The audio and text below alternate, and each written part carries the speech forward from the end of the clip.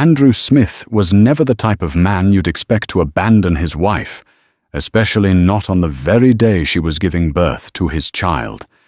He had always been the charming, dependable one, the man every neighbor in Glendale admired.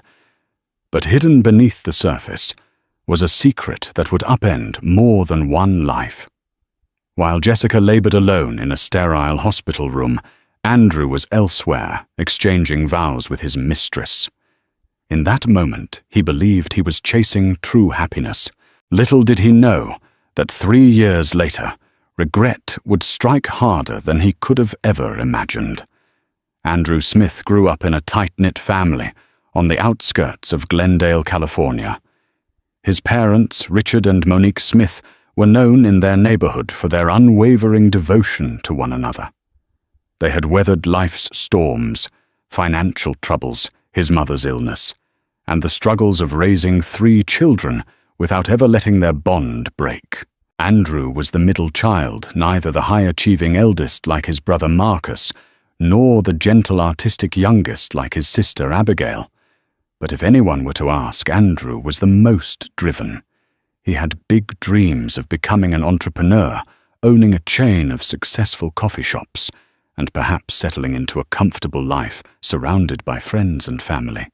He met Jessica Perez while attending Glendale Community College. Jessica was studying early childhood education, determined to become a teacher.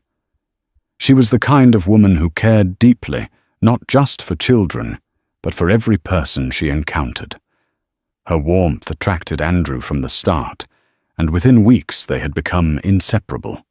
Jessica's friends teased that she was drawn to Andrew's ambition and quick wit, while Andrew's siblings noted how Jessica's calm demeanor tempered his restless spirit. 2 years into their relationship, they got married in a small ceremony at Jessica's grandparents' ranch in Santa Clarita. Their union was the picture of young love, pure optimistic, and buoyed by big plans for the future. Andrew had just opened his first coffee shop, Glendale Grounds, a modest storefront, but bustling with potential. Jessica found a job at a local preschool, shaping young minds by day and supporting Andrew's dreams at night. For the first few years, they were blissfully unaware of the cracks forming beneath the surface. Andrew's relentless drive led him to expand Glendale Grounds. Soon he had 2, then 3 locations. He was often away working long hours, traveling to find new coffee suppliers or attending seminars.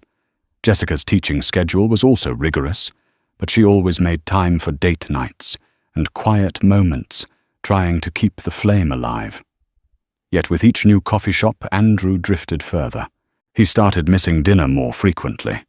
Jessica felt his absence acutely, but she never truly believed it could be anything more than the stress of a growing business. Little did either of them know a single chance meeting in his flagship store would begin to unravel their once happy union. Cynthia Mills was a freelance marketing consultant and an undeniable force of nature. She had moved to Glendale just months prior, attracted by the city's blossoming business scene. Cynthia was known for her polished presentations, cunning strategies, and a confidence that was utterly magnetic. If Cynthia wanted something, she typically found a way to get it. The day Andrew and Cynthia met was unremarkable at first glance. Cynthia strolled into Glendale Grounds' flagship location with a laptop under her arm. She ordered a double espresso and settled into a corner table, preparing to work on a proposal for another client. Andrew happened to be there going through paperwork, observing baristas, and chatting with regulars. Cynthia was exactly the type of clientele he'd hoped to attract, business-minded, sophisticated, and obviously discerning in her taste. She caught his eye, not merely because she was strikingly beautiful though she was, but because she exuded the kind of sharp energy Andrew believed could propel his business to greater heights. He introduced himself, offered to refill her espresso on the house, and struck up a conversation. Before he knew it, they were discussing potential brand partnerships, ways to streamline social media campaigns, and expansions into other neighborhoods. Cynthia's proposals were fresh and innovative, precisely what Andrew needed to stay ahead of the competition. Impressed by her ideas, Andrew set up a formal meeting the following week to discuss a possible collaboration. One meeting turned into several.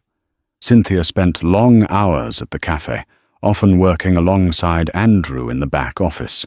She noticed his every gesture, the way he fiddled with his pen when concentrating, the soft smile he wore when discussing his passion for coffee, the charismatic flair he brought to every interaction. Gradually, her professional admiration shifted into something more personal, and Andrew, who had long been starved for excitement outside of routine business tasks, found himself drawn to Cynthia's brilliance and boldness. Jessica was vaguely aware of a new consultant in Andrew's life. He mentioned her sporadically. Cynthia had a great idea today, or Cynthia thinks we should rebrand the logo. Jessica, trusting and supportive, never suspected anything. She remained confident in her husband's loyalty and saw Cynthia purely as a boon to Andrew's business. But with each late-night strategy session and business trip, the lines between professional collaboration and personal intrigue blurred. Andrew was at the precipice, unaware that one misstep could send him careening into an affair that would shatter the world he and Jessica had built. Things took a sharp turn on a trip to San Francisco, where Andrew and Cynthia attended a coffee and marketing convention. Jessica couldn't accompany him. Her teaching responsibilities were demanding, and she was in the early stages of pregnancy. Delighted by the news of becoming a father, Andrew was initially conflicted about traveling at such a crucial time, but Jessica encouraged him to go and grow his business. "This is a once-in-a-lifetime event," she said, stroking her belly. "You have to do what you can to make Glendale Grounds a success." In San Francisco, Andrew and Cynthia's professional rapport escalated into something undeniably personal. After a long day of presentations and networking, they found themselves at the hotel bar savoring a glass of wine. Talk of marketing and coffee beans gave way to deeper conversations about fears, ambitions, and regrets. Cynthia confided that she'd been in a string of unfulfilling relationships and was tired of men who lacked vision. Andrew admitted he often felt lonely, despite being surrounded by employees and customers. He talked about Jessica's pregnancy with pride, but also confessed to feeling anxious about the looming responsibilities. One glass of wine led to another, and the tension between them crackled like static in the air. When Andrew escorted Cynthia back to her hotel room, he lingered at the door a moment too long. That was all the invitation Cynthia needed. A fleeting moment of weakness culminated in a passionate night that neither could deny nor undo. The following morning, Andrew was overcome by guilt and panic. Cynthia attempted to reassure him that they could keep their affair discreet.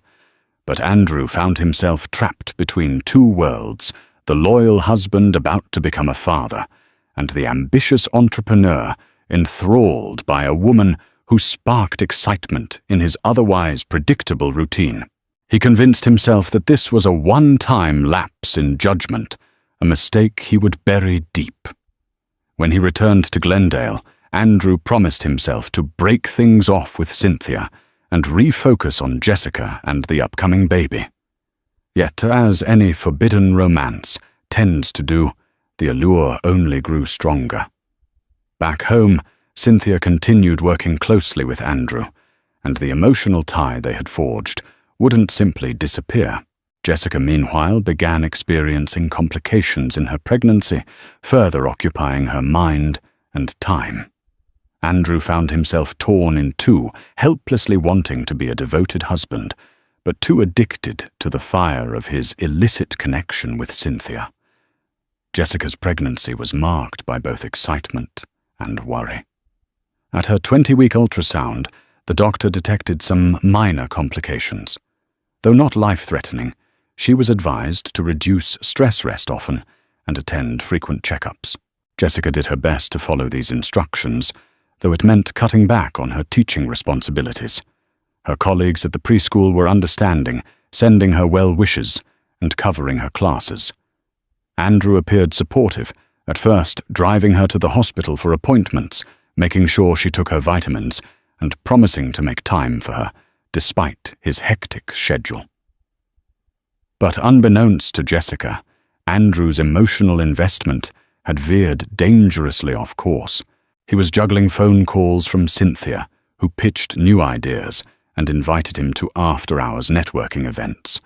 On the outside, Andrew maintained a facade, a husband still engaged in his wife's well-being, a businessman forging ahead. On the inside, he was spiraling. Late one night, Jessica noticed Andrew texting surreptitiously.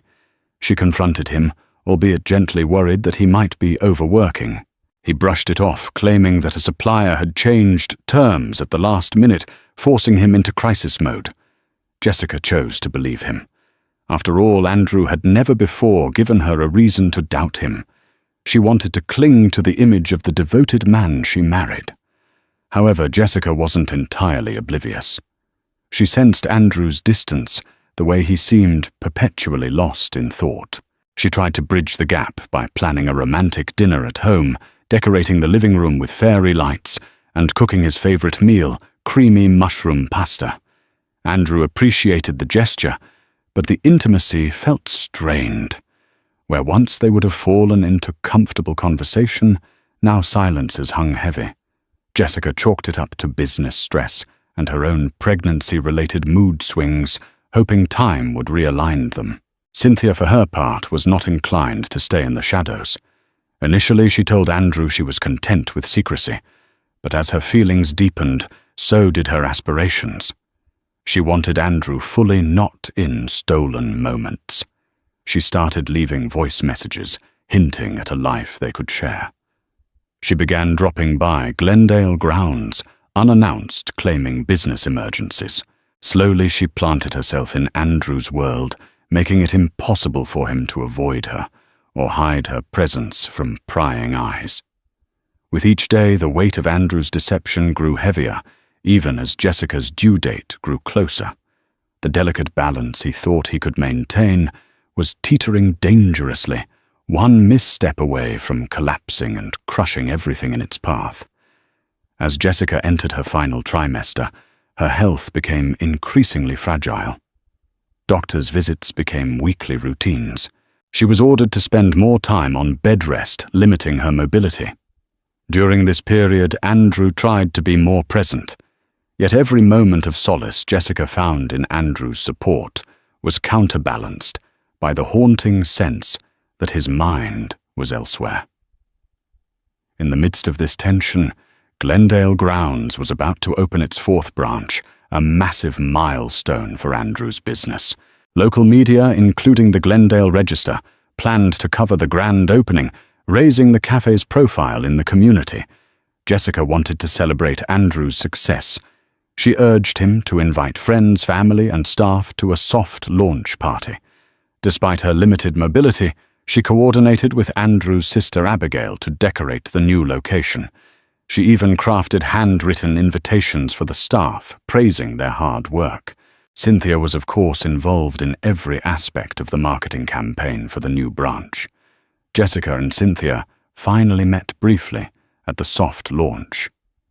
Cynthia appeared graceful, poised, and every bit the professional marketing consultant. Jessica thanked her for all the contributions she'd made to Andrew's venture. Cynthia smiled politely, exchanging pleasantries, but internally seethed with envy at Jessica's rightful place beside Andrew. Meanwhile, Andrew, feeling trapped between the two women, found it difficult to hide his anxiety. Complicating matters further, Andrew's parents, Richard and Monique, stopped by the new cafe. Richard pulled Andrew aside, noticing his son's strained expression. "You all right, son?" he asked, genuine concern in his eyes. Andrew forced a smile, insisting everything was fine. Monique fussed over Jessica, offering to help with the pregnancy in any way she could. Andrew felt pangs of shame. He remembered how his parents had stood by each other, through thick and thin, their unwavering devotion, a beacon for him growing up. Here he was, their son, betraying that same devotion with each secret text message and clandestine encounter. The soft launch, while a public success, only amplified Andrew's private turmoil. Cynthia cornered him after the event, pressing him about their future. Jessica, though physically weary, radiated pride in her husband's achievement. Andrew once believed that forging a double life might give him the best of both worlds. Unfortunately, it had only opened a chasm in his soul. The pressure was mounting. Jessica was due any day now, and Andrew felt caught in a riptide of deceit. He failed to realize just how viciously it would tear him from the shore when the time came. Jessica's labor came earlier than expected, 3 weeks before her due date. She had been reclining on the sofa reading a parenting magazine when a sharp pain seized her. Alarmed, she called Andrew, who was at the new cafe with Cynthia, for a staff meeting. He answered, but was distracted, telling Jessica he'd be there soon. Cynthia overheard the conversation, her eyebrows arching, as she realized Jessica was in labor. Jessica's contractions intensified rapidly. She called her sister-in-law Abigail, who rushed over to help her to the hospital.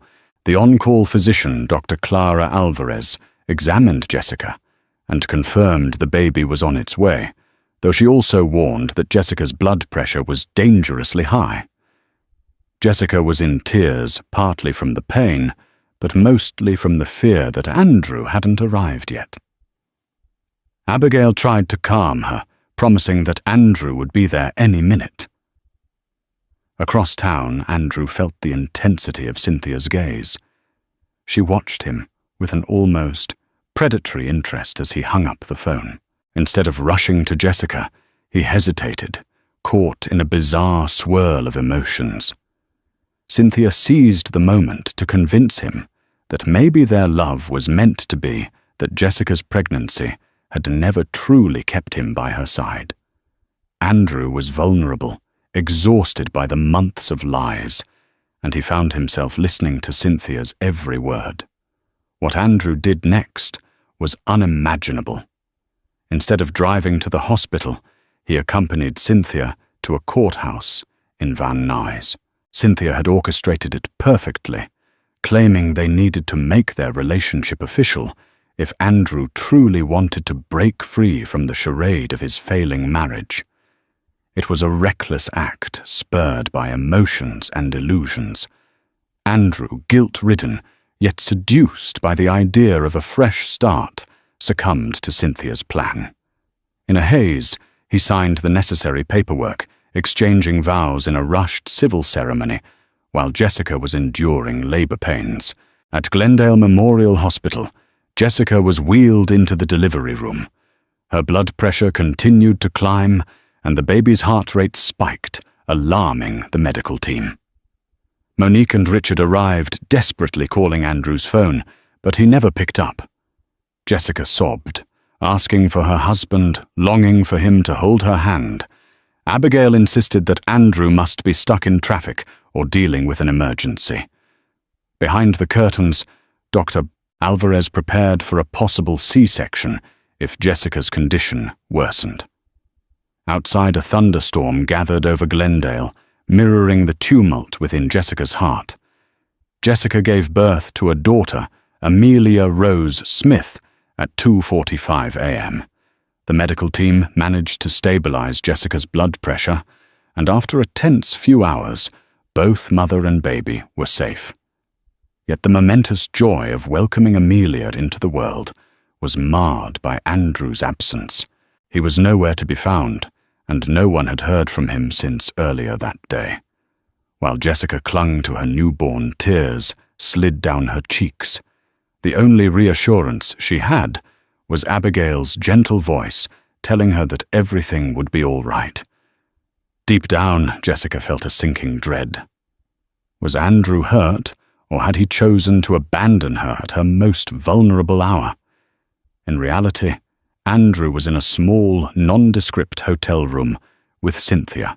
The gravity of his decision weighed on him like an anvil, each heartbeat reminding him of the irreversible vow he'd just made. Cynthia, on the other hand, celebrated triumph. She interpreted Andrew's impulsive compliance as proof of his undying affection, ignoring the guilt plainly etched on his face. Morning dawned, and Andrew's phone buzzed incessantly with missed calls and frantic voicemails. When he finally listened, the words "emergency hospital" and "birth" hammered at his heart. Unsteady and nauseous, he told Cynthia he had to see Jessica to make sure she and the baby were all right. Cynthia tried to stall him, insisting that seeing Jessica now would compromise their newly minted marriage certificate. But Andrew couldn't ignore the fact that a tiny human, his daughter, had come into the world without him. By the time Andrew arrived at Glendale Memorial, Jessica was awake and painfully aware of his betrayal. Rumors had spread. Staff whispered about a tearful father missing in action. Jessica's sister, Abigail, confronted Andrew in the hallway, practically hissing, "Where were you?" Jessica nearly lost her life. Andrew mumbled an excuse about legal complications at the cafe, but Abigail wasn't buying it. Even Andrew's parents looked on him with disbelief and disappointment. Andrew entered Jessica's room cautiously. She lay there, pale and exhausted, holding Amelia protectively against her chest. Jessica looked up at him, tears in her eyes, and asked why Andrew had no coherent answer. He simply stood there, overwhelmed by regret, by the tiny bundle in Jessica's arms, by the knowledge that he had just done something that might rip apart everything he once held dear. In that moment, a single thought crystallized in Andrew's mind. The life he had chosen would not be easy to live with. The hospital room was dimly lit, cast in soft yellow light, the scent of antiseptic still lingering in the air. Jessica lay in bed, pale and exhausted, her newborn daughter swaddled gently in her arms. Amelia's tiny chest rose and fell against her mother's heartbeat, oblivious to the chaos that had unfolded outside the womb. Jessica's arms trembled slightly, not from weakness, but from emotional overload. Her lips were chapped, her cheeks tear-streaked. The nurses moved quietly around her, avoiding questions they had no answers to. There was only one question that mattered to Jessica, now the one that clung to every breath. Where was Andrew? He hadn't come. He hadn't even called. And despite her attempts to convince herself that something must have happened, an accident, a family emergency, anything, a cold and terrifying truth began to settle in her bones. He had chosen not to be there. 3 days later, Jessica was discharged, but she didn't go home. Instead, Richard and Monique Andrews' parents insisted she come stay with them. "You shouldn't be alone right now," Monique had said, placing a warm hand on Jessica's shoulder. "Not with a newborn. Not after this." Jessica had nodded, silently grateful, and broken in equal measure. Their house, once filled with laughter, from Sunday brunches and baby name debates, was now wrapped in an awkward, suffocating quiet. Jessica did her best to keep to herself, tending to Amelia's every need with near-obsessive precision, feeding, changing, rocking her to sleep, repeating the cycle. She found solace in the rhythm of motherhood, even if her own heart was in pieces. Each time Amelia looked up at her with wide, curious eyes, Jessica whispered, "You are enough. We are enough." Andrew didn't show his face until nearly a week later. He arrived at the front door of his parents' home, disheveled and gaunt, holding a small bouquet of tulips and an oversized teddy bear. Monique opened the door and said nothing. She simply stepped aside, allowing her son to walk into the lion's den of his own making. Jessica was in the living room, nursing Amelia under a soft blanket. When she saw him, her entire body stiffened. He stood there frozen. "I'm sorry," he said. Jessica didn't respond. Her eyes were fixed on Amelia, her jaw clenched so tightly it ached. I know I should have been there. Everything got out of control. Her voice came out like a whisper, sharp and laced with pain. You weren't just not there, Andrew. You were with her. You married her. The silence that followed felt heavier than grief. I didn't plan it, Andrew muttered. It was a mistake. I didn't know what I was doing. Jessica's head snapped up. Her voice rose for the first time in days. You made vows, Andrew. Vows to me. To us. And then you made more vows while I was screaming in a hospital bed, giving birth to your daughter, alone. Andrew's lip trembled. I didn't think no, she snapped. You didn't. You never thought about me. Or her. She stood still, holding Amelia close, and moved past him. The bouquet dropped from Andrew's hand, hitting the floor like a symbol of something wilted long before it ever bloomed. That night, Andrew stayed outside in his car for hours. Inside, Monique and Richard sat in the kitchen, staring into mugs of untouched tea. Richard finally spoke. He's our son. But what he did, it's unforgivable. Monique sighed. And yet that's our granddaughter in there, and she deserves better than silence and shame. Days passed, then weeks. Andrew began visiting more often, not as a partner, but as a fractured man grasping at fatherhood. He held Amelia cautiously, as though afraid she'd sense the weight of his sins. Jessica never left the room. She watched him like a hawk, not out of jealousy or possessiveness, but from a deep-seated need to protect her daughter from any more lies. Eventually, Andrew confessed. He told her about the courthouse, about the rushed vows, about Cynthia's manipulation, but he didn't tell the whole truth. He left out how willingly he'd followed Cynthia to that courthouse, how willingly he had signed that paper. He painted himself as confused, as swept up, as pressured. Jessica saw through it. You weren't confused, she said bitterly. You were selfish. You saw a shiny new life, and you ran toward it. You left me bleeding and scared so you could chase a fantasy. Andrew's shoulders sagged under the weight of her words. You're right. But I want to fix it. You can't fix this, Andrew, she replied coldly. You can't unmake that choice. Then came Cynthia's retaliation. When Andrew began mentioning annulment, Cynthia refused. She threatened legal action. She claimed she was pregnant. She demanded financial support. And she made one thing clear: she would not be erased. Andrew was now legally married to Cynthia and trapped. Jessica, stuck in legal limbo, couldn't even call herself a divorced woman. Technically, she was still married to a man who now belonged, at least on paper, to someone else. The weight of it all became unbearable. Maria urged Jessica to lawyer up. Abigail offered to help with court filings. Even Monique, once silent, told Jessica, "You deserve peace no matter what it takes."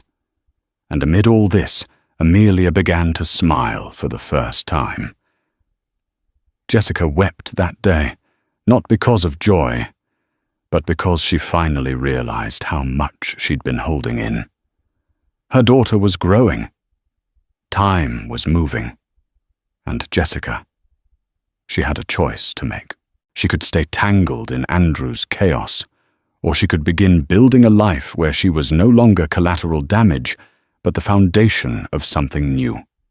A few months later, Jessica resumed a semblance of normalcy for Amelia's sake. She moved out of her in-laws' home and into a small apartment near her old preschool. With the help of her sister-in-law, Abigail, she began piecing together a new life. She returned to part-time, teaching her colleagues, offering a supportive embrace during her darkest hours. Everyone in Glendale had heard the gossip Andrew Smith had married his mistress while his wife was giving birth. The story circulated in hushed tones at church gatherings, local cafes ironically, including Glendale grounds, and at the preschool playground. Andrew found himself at odds with Cynthia more frequently than he could have anticipated. Their marriage, born of secrecy and impulsivity, lacked a foundation of trust or genuine companionship. Cynthia wanted Andrew's undivided attention, but his guilt pulled him toward Amelia. He tried to be present in Amelia's life, scheduling visits, under the watchful eye of Jessica's disapproving family. Every time he held his daughter, an ache stabbed his heart, reminding him of the home and love he had forsaken. This was not the fresh start he'd imagined. It was a tangled web of regret and half-truths.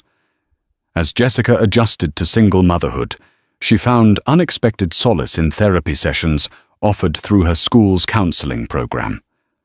Talking to a professional helped her process her heartbreak, anger, and lingering doubts. She admitted she still loved Andrew, or at least the man he used to be, but she couldn't reconcile that memory with the person he'd become. Could she ever forgive him? That question loomed without a clear answer. One day, Jessica received an unexpected visitor at her apartment, Marcus Andrews' older brother. Known for his no-nonsense demeanor, Marcus delivered a blunt assessment. He believed Andrew had fallen under Cynthia's manipulative spell. Yet he also observed that Andrew was an adult who had knowingly walked into that relationship. Marcus wanted Jessica to be informed about the legal complexities. He offered to help her find a lawyer to clarify custody arrangements and child support. Andrew, he said, could not dodge his parental responsibilities, even if he was entangled in another marriage.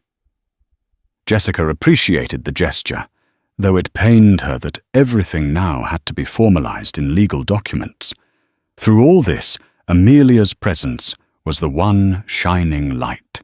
The baby giggled, learned to roll over, grabbed at Jessica's fingers and cooed with a pure love that transcended adult betrayals.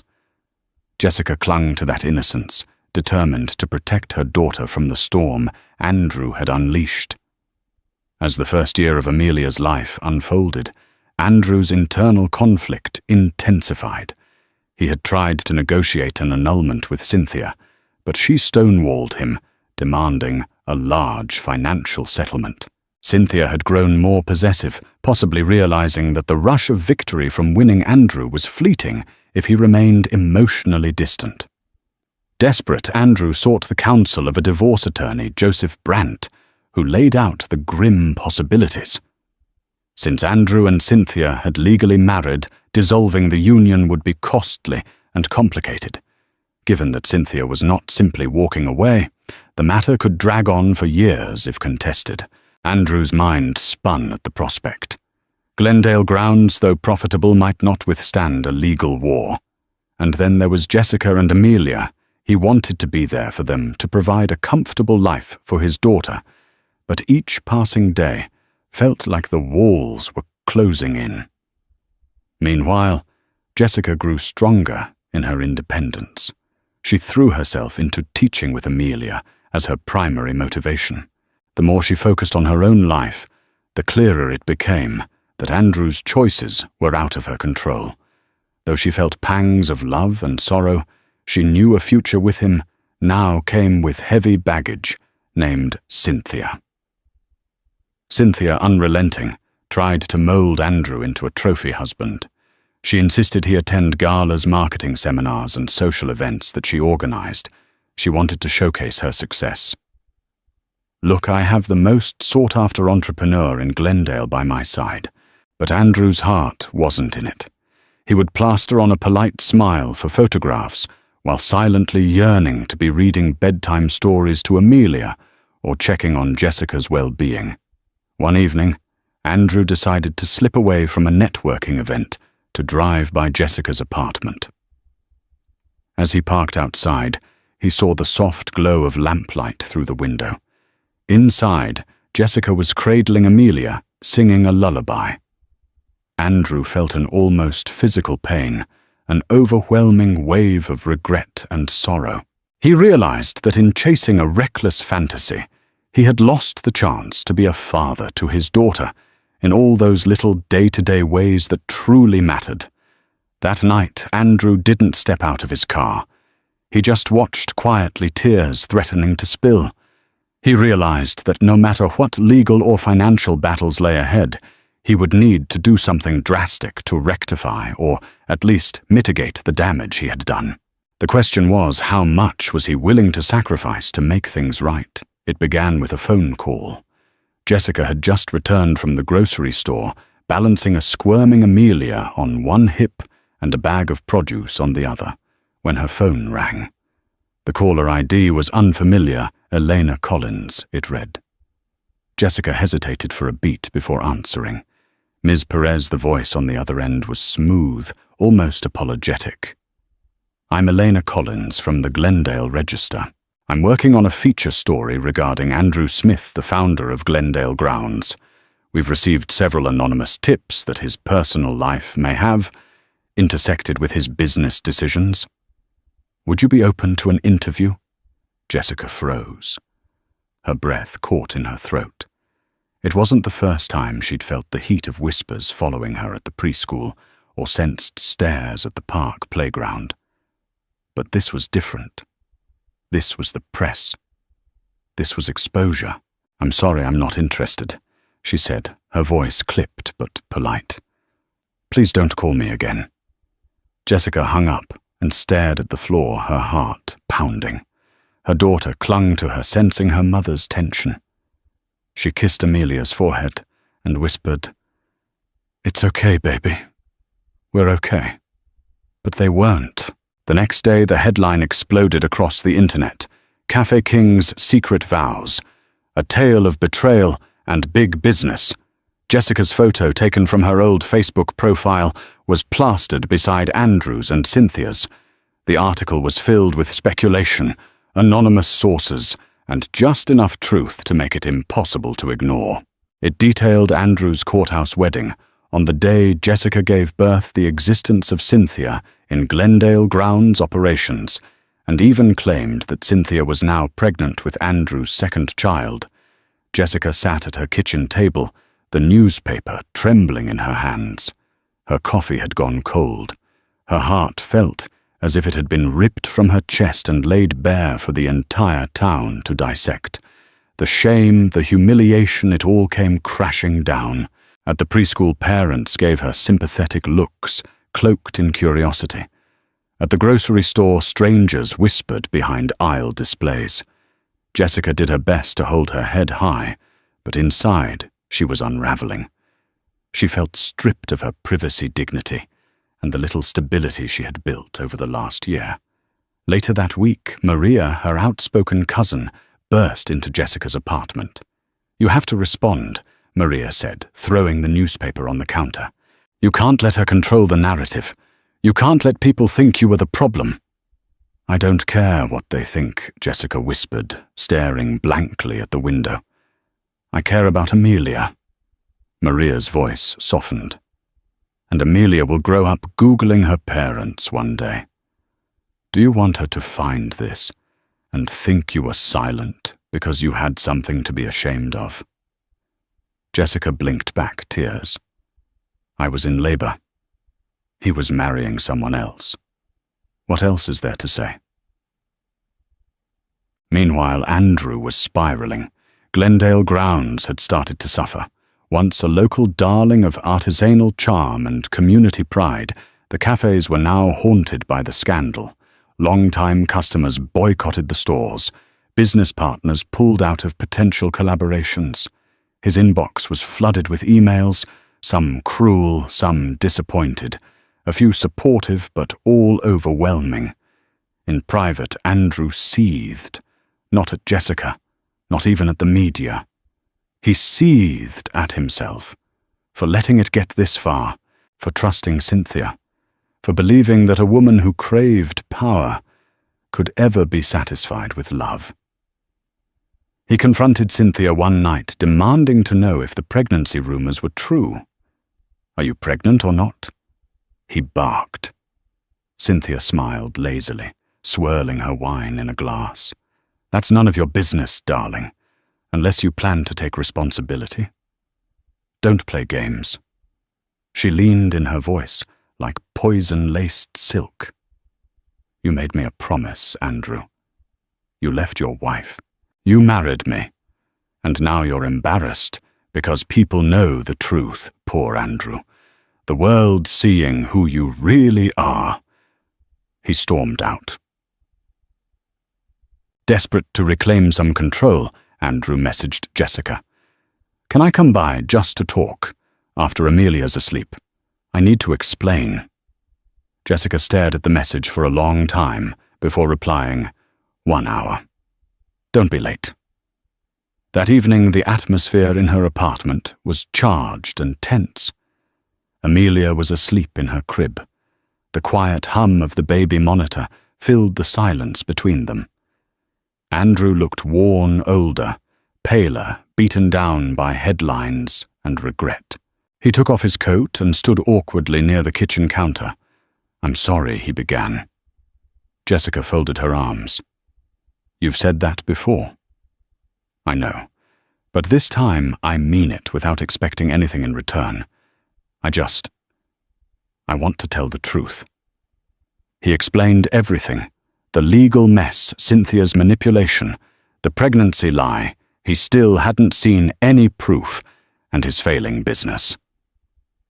I'm trying to get out. I'm trying to fight for custody, for annulment, for everything, but Cynthia's playing a dangerous game. Jessica watched him closely. And you're not, his shoulders slumped. I was. But I'm not anymore, I swear. I don't want Cynthia. I don't want that life. I just want to be a father to Amelia. I want to help raise her, to give her stability, and maybe one day to deserve a second chance. Jessica said nothing at first. Then, in a low voice, You missed your daughter's birth, Andrew. You didn't just break a vow, you broke a moment. And that's something you can never get back, I know, he whispered, and I live with it every single day. He wiped his eyes with the sleeve of his jacket. I'm not asking for forgiveness. I'm asking for the chance to prove that I can be more than what I was. Jessica stared at him for a long moment. For her sake, she said, you'd better be. That night when Andrew left, Jessica didn't feel resolved or healed. But she did feel a shift, something real, however small. It wasn't forgiveness, but it was the beginning of something new, accountability. And for once, Andrew didn't run from it. The following weeks turned into a seesaw of emotions.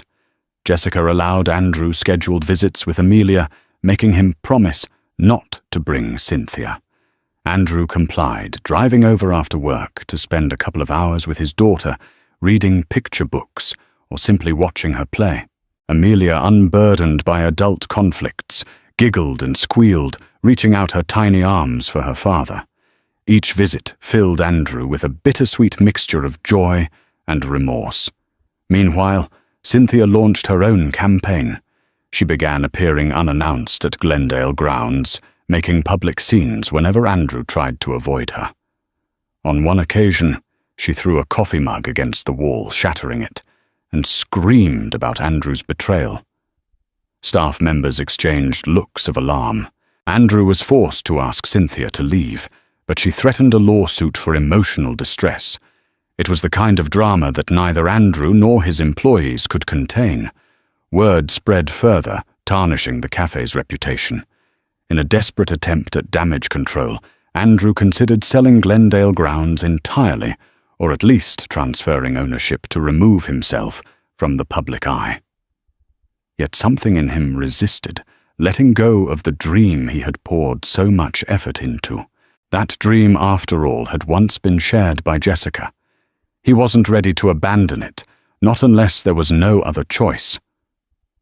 Simultaneously, Jessica faced her own set of dilemmas.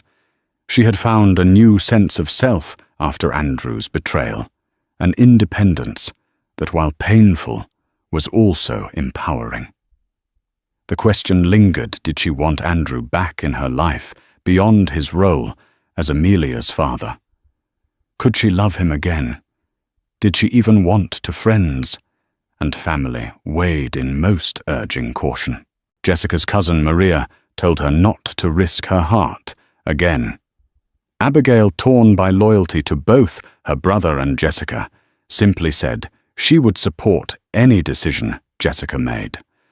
Despite the well-intentioned counsel, Jessica knew the choice was ultimately hers alone. One late evening, after putting Amelia to bed, Jessica scrolled through old photos on her phone, pictures of her and Andrew during their college days, smiling in front of Glendale grounds, first storefront arms wrapped around each other. Tears stung her eyes. It was amazing how quickly a life could change, how swiftly a dream could become a nightmare. Yet a flicker of hope refused to extinguish a persistent memory of the Andrew she used to know thoughtful, determined loving. If that Andrew still existed somewhere beneath the wreckage, perhaps redemption was possible, but only if he was willing to fight for it. Andrew finally took a decisive step. He served Cynthia with divorce papers. The day he handed them to her in the Glendale grounds office, she burst into a violent rage, knocking over a display of coffee bags and hurling a stream of curses his way. Cynthia vowed to destroy Andrew's reputation, to drag him through the courts, and to take every penny he had.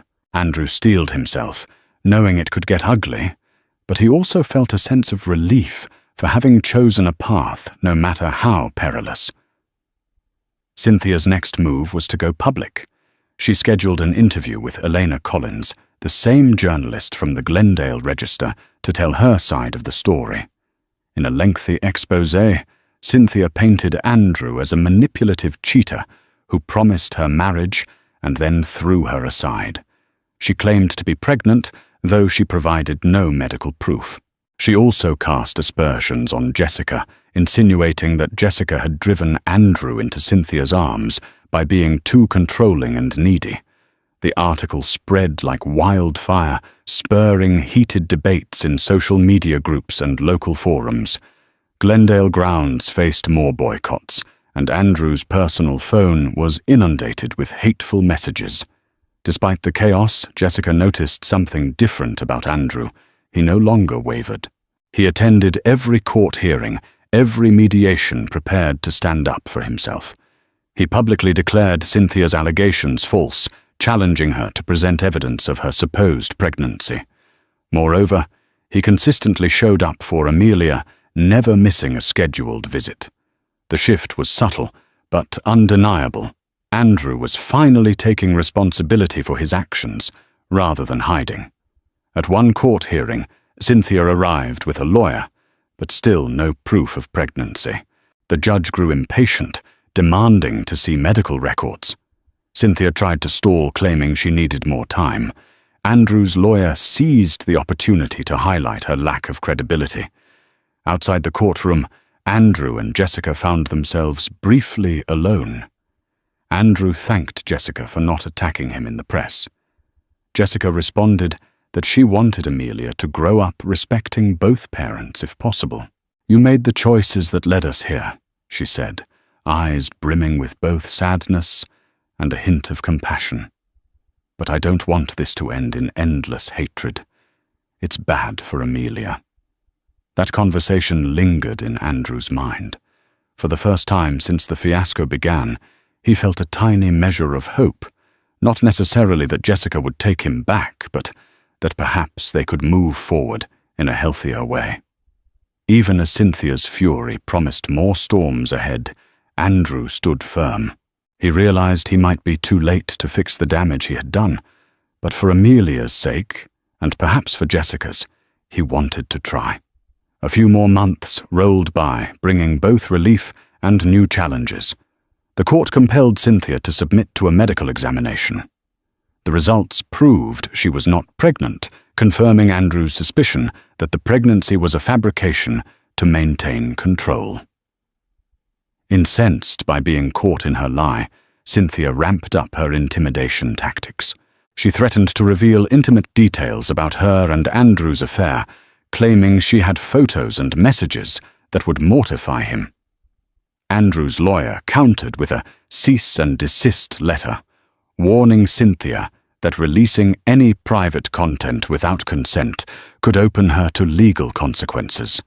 The tension simmered, but for the moment, Cynthia's threats remained just that, threats. Meanwhile, Jessica witnessed Andrew's transformation more clearly. He had stepped back from the daily operations of Glendale grounds, delegating responsibilities to a trusted management team so he could focus on his legal battles and personal life. During his visits with Amelia, he was attentive, patient, and genuinely engaged. He even attended a few of Jessica's therapy sessions to work on co-parenting strategies.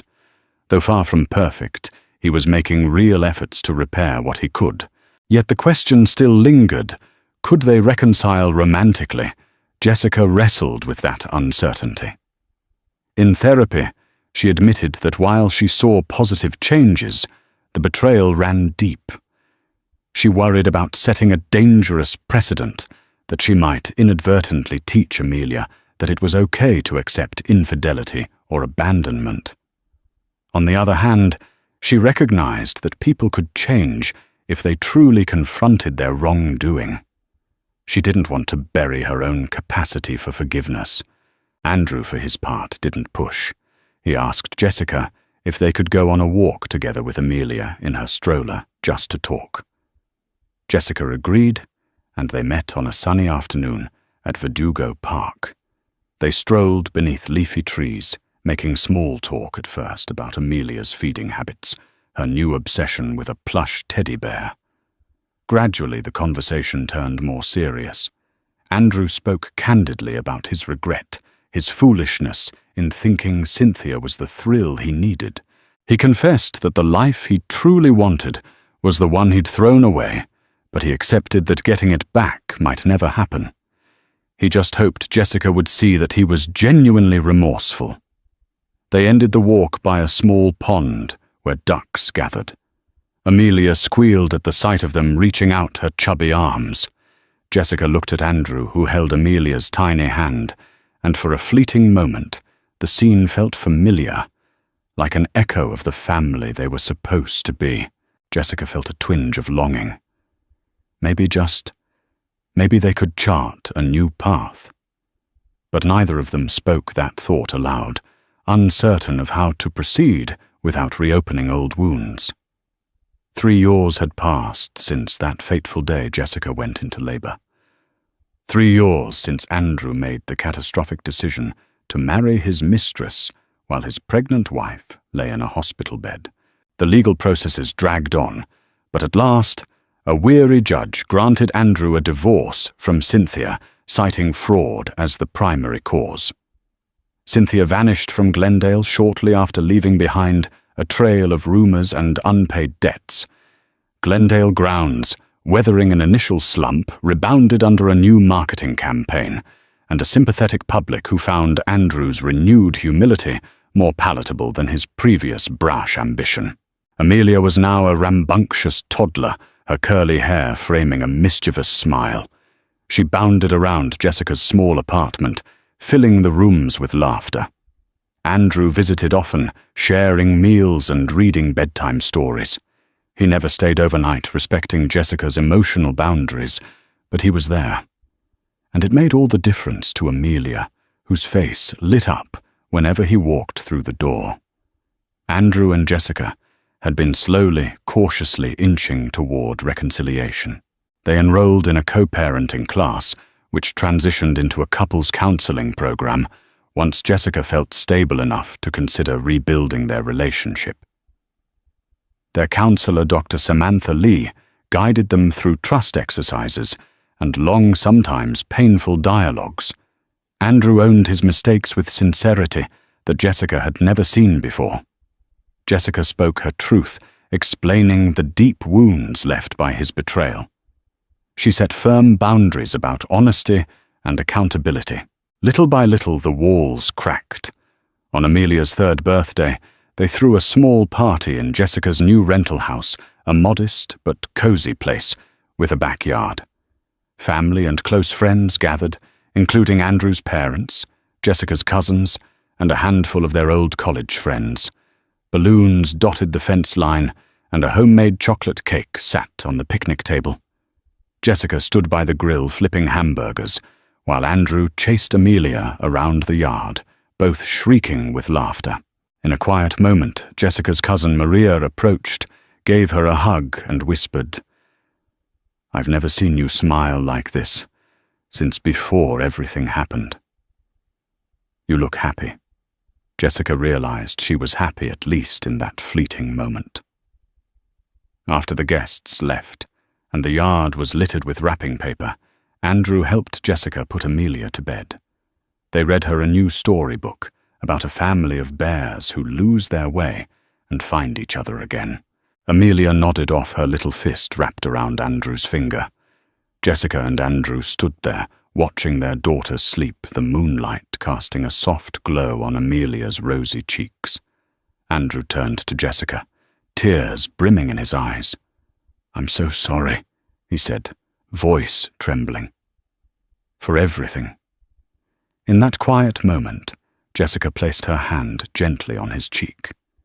She didn't say the words, "I forgive you," because forgiveness was an ongoing journey.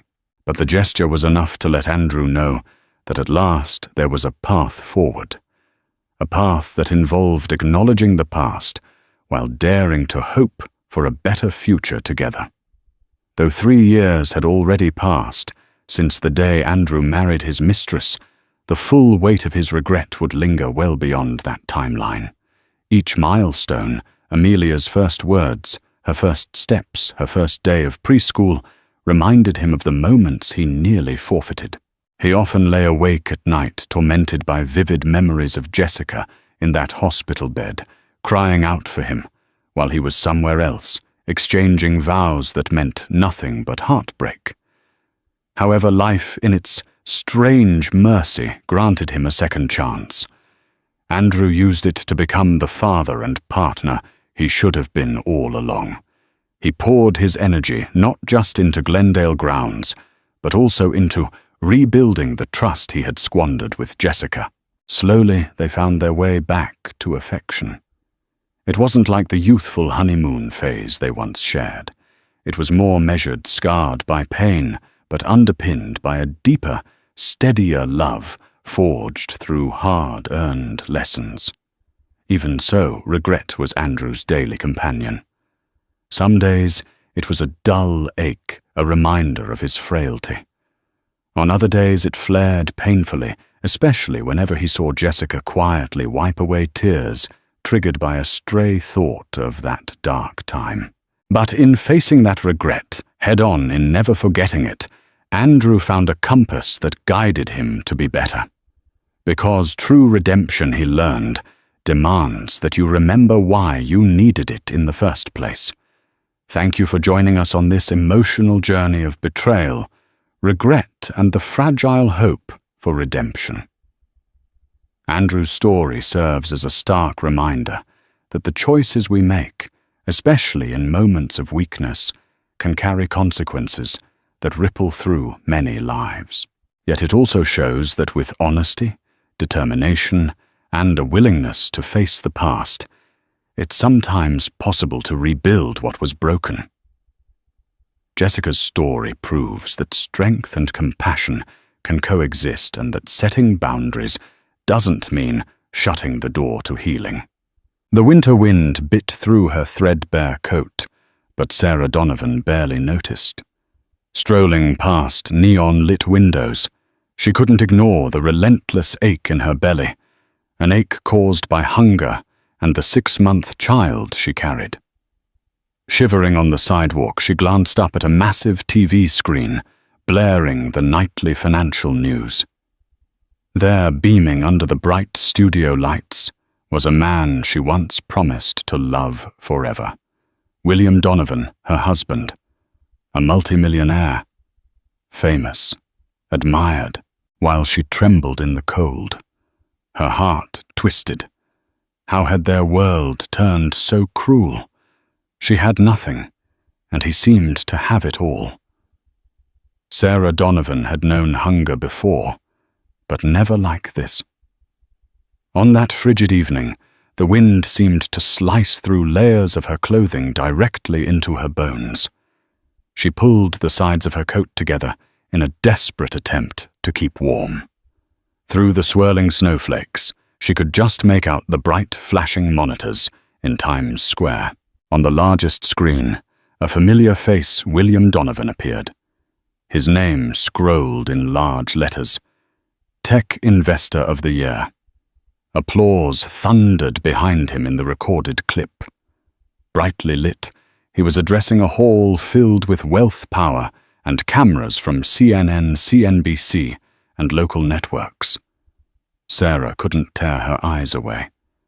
That face, the strong jaw, the slight smile that once reassured her everything would be all right. Now he looked polished, exuding confidence. She hadn't seen him in person for almost a year.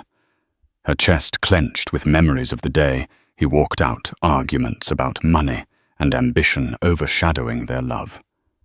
She'd tried to reason with him to support him, but each conversation ended in a new fight, culminating in the shocking decision he would succeed alone.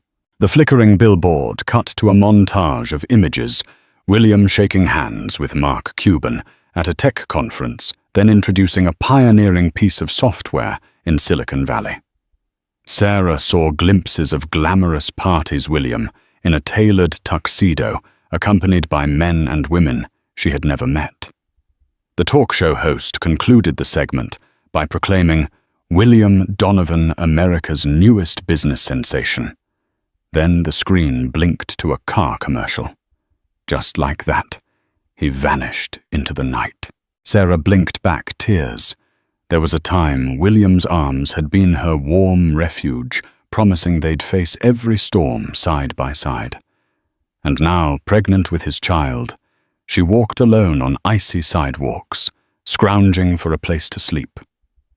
She was determined not to cry, but her emotions overwhelmed her as she gazed up at the ironically beautiful Christmas lights decorating the city. By all appearances, the world around her was celebrating, and she was surviving. Barely. She pressed a hand against her abdomen, feeling the slightest kick. "I'll take care of you," she whispered to the life inside her. It was a promise she intended to keep, though at that moment she wasn't sure how. When she turned away from the screen and stumbled onward, her foot snagged on a piece of broken pavement. A stinging pain shot through her ankle, and she nearly collapsed. She bit down a cry, scanning the crowd for help, but passers-by, preoccupied with their own rush of errands and holiday shopping, scarcely gave her a glance. That's what life had become after she left the small studio in which she and William once lived, alone, invisible. Sarah's pride was bruised, but she refused to crumble. She passed by a bakery. Through the window, the smell of fresh bread made her stomach twist. She had to preserve her last dollar for the cheapest motel, a place with peeling wallpaper and barely functioning plumbing, but at least it was indoors. She stepped inside, bought a small roll and devoured it in 3 bites. Outside again, the wind roared, intensifying the city's clamor. Still clutching her abdomen, she decided that tomorrow everything had to change. She would find a job. She'd scour the city for help. She would not let her child enter this world with nothing but sorrow. But for tonight, she needed a place to rest, a place that wasn't some abandoned corner or shadowed alley. Even if it cost her last few dollars, she had to prioritize the safety of the life inside her. As Sarah walked away from the mesmerizing screens of Times Square, one thought pulsed in her mind. Her husband, the man she had once loved beyond reason, was thriving. And here she was, pregnant and alone. Could the chasm between them grow any wider? Long before he was the darling of business magazines and tech summits, William Donovan was a daydreamer, writing code in the corner of the local university library. Sarah remembered the first time she saw him. It was her sophomore year, and she was majoring in English literature at Columbia. The library's back table had been her favorite spot, quiet, perfect for reading. She noticed him a junior in computer science, leaning over a laptop with an exasperated scowl. Curious and drawn by the intellectual frenzy in his eyes, she'd asked, "Need any help?" Although Sarah barely understood advanced programming, the question sparked the first real conversation they ever had. William's exhausted face broke into the shyest of smiles, and she recalled thinking, "He's kind of cute under all that stress." They chatted about his class project, an algorithm for data compression. Sarah confessed she was more comfortable discussing Shakespeare than software, and he teased her gently. From that moment on, they were a constant presence in each other's lives. Their connection seemed effortless. He awakened her interest in technology's potential. She introduced him to literary classics, weaving in metaphors about love and ambition. They started dating by Christmas break of that year. With sweet, simple moments, late-night walks around campus, scrounging for cheap coffee in the student lounge, trying out new ramen spots around Manhattan. They were two dreamers, William longing to found a tech startup that would revolutionize how people shared data, and Sarah hoping to become a novelist. The future seemed limitless. She could still feel the way he used to grasp her hand whenever she doubted herself, as if to say, "We'll get through anything." Yet as graduation approached, financial stresses haunted them. William, determined to compete in the tech world, pitched his software to small investors, but faced constant rejection. Sarah, meanwhile, struggled to get traction for her short stories, or even land a decent internship. Their families offered little financial support.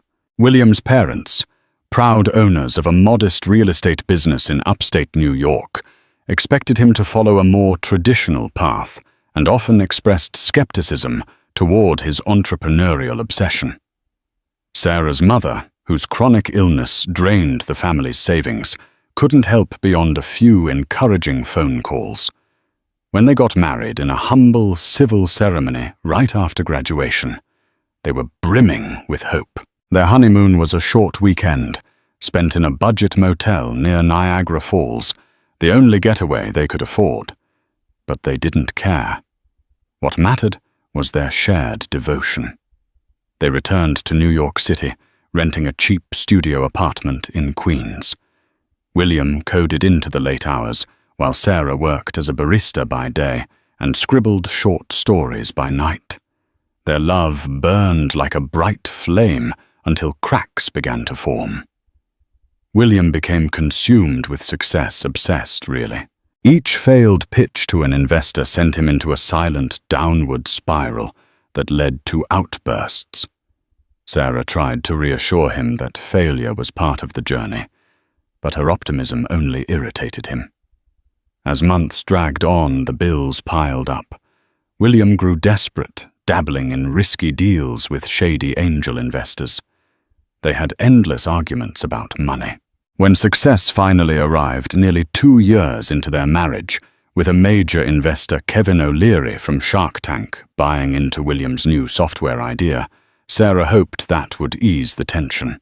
But ironically, it only magnified their differences. William was suddenly thrust into corporate meetings, traveling across the country, networking with high-profile entrepreneurs. Invitations to flashy events replaced their quiet dinners. He no longer came home with cheap takeout. He was gone most nights, presumably in boardrooms or at fancy parties. Sarah felt him slipping away. A year passed in that swirl of success, and Sarah was left behind, often alone, in their now upscale condo near Central Park. William's time was devoured by business calls and conferences on the West Coast. When he was home, he was distracted, fidgety, unwilling to share stories of his day. She remembered their final argument vividly. She'd asked him to spend one evening with her to reconnect. He retorted that she had no clue how hard he worked to keep them afloat, how she should be more grateful. That night ended with William storming out, slamming the door so hard it rattled the windows. He never came back. Days became weeks. Sarah's calls and texts went unanswered. Soon bank notices arrived explaining how William had switched all joint accounts to his name alone. Sarah had no income. Worse yet, 2 months later, she discovered she was pregnant. Fear overrode any bitterness, but desperation set in. Rent soared, her barista job didn't pay enough, and she could no longer afford the condo. Before long, she was forced onto the street. She tried contacting William's PR office, but the line always went to a polite assistant who left her on hold until she hung up in frustration. Now, witnessing his face on the giant screen in Times Square, that entire whirlwind of a past threatened to engulf her. She reminded herself of one vow she'd made, standing in that battered apartment with an eviction notice in hand. I will survive and protect this child. If the father refused to care, she would find a way. She would not become just another nameless tragedy in the city's underbelly. Morning brought little relief from the cold. Sarah woke on a narrow, squeaky bed in the cheapest motel she could find. The heater rattled uselessly, barely keeping the air above freezing. She had about $15 left, enough for a couple of cheap sandwiches, maybe bus fare if she wanted to head to the next shelter. But Sarah was stubborn. She believed there had to be something better. She packed her meager belongings, a change of clothes, her worn copy of Emily Dickinson's poems, a phone with a cracked screen that almost never picked up a signal. Everything fit into a single bag. Every step outside felt like walking through a wind tunnel. She knew she had to find help soon. A pregnant woman living on the streets was a tragedy waiting to happen. She headed to the nearest public library, an older building with classical columns, seeking warmth and free internet to look for job openings.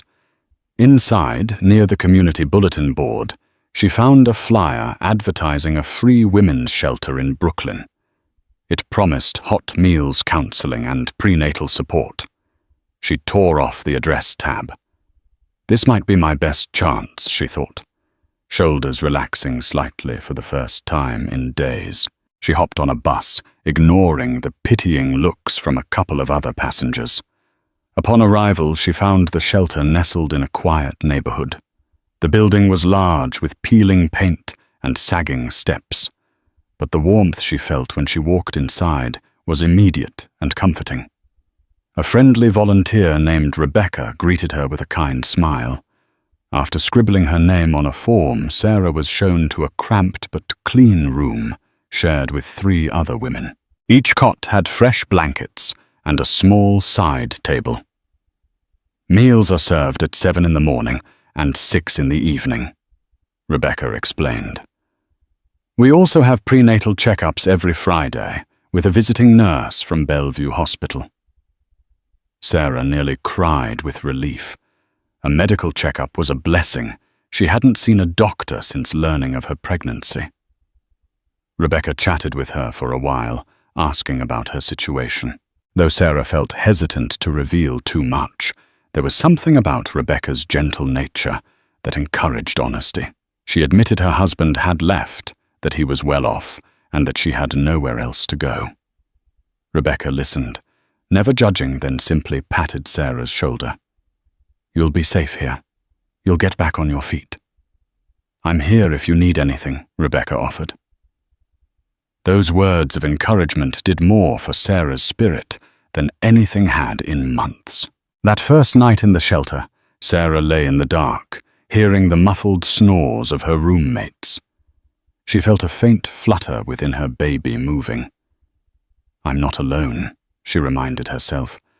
This life inside her gave her purpose.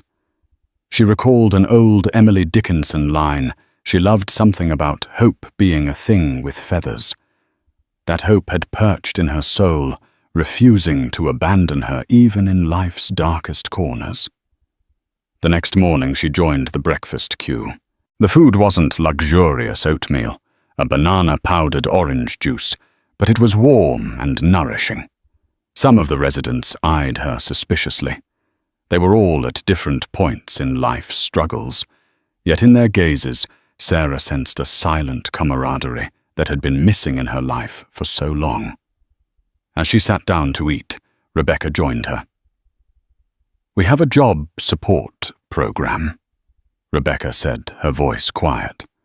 "You'd get help writing a resume, searching for openings, maybe training. I know it can be tough to find something with no stable address, but we can try." Sarah nodded eagerly. "That would be great," she replied, swallowing a surge of gratitude. She was ready to do anything office cleaning retail, anything that would help her earn enough for a deposit on a small apartment. But as she scrolled through job listings later that day, a rerun of a business show played on the shelter's TV in the lounge. They were discussing William Donovan again. A celebrity investor, Mark Cuban, had praised William's entrepreneurial drive, suggesting he was the future of American tech. Hearing the news anchor casually mention her husband's name felt like a punch to the gut. He was more successful than she'd even imagined. She took a deep breath, forced herself to look away from the screen and told herself, "This is my life now, and I'm not giving up." She wasn't sure if she hated him, missed him, or simply wished none of this had happened. All she knew was that she had to survive, and she would on her own terms. At precisely 9 in the morning the following Friday, Sarah waited in a makeshift exam room set up in the shelter's converted rec hall. Worn curtains partitioned the space. The volunteer nurse, Miss Francis, bustled in, setting down a bag of medical supplies. She was a short, no-nonsense woman with bright, reassuring eyes. "How are you feeling, dear?" Miss Francis asked, washing her hands and snapping on latex gloves. Sarah hesitated. She had been ignoring the dull ache in her lower back, the bouts of nausea that still came and went, and the constant exhaustion. "Better now that I have a safe place to sleep," she admitted. Ms. Francis nodded, taking Sarah's vitals, measuring her belly, and listening carefully with a Doppler for the baby's heartbeat. The rhythmic whoosh-whoosh filled the air, and Sarah's eyes grew misty. This was the first time she'd heard her child's heartbeat. So strong, she thought, pressing a hand to her mouth. "No major concerns right now?"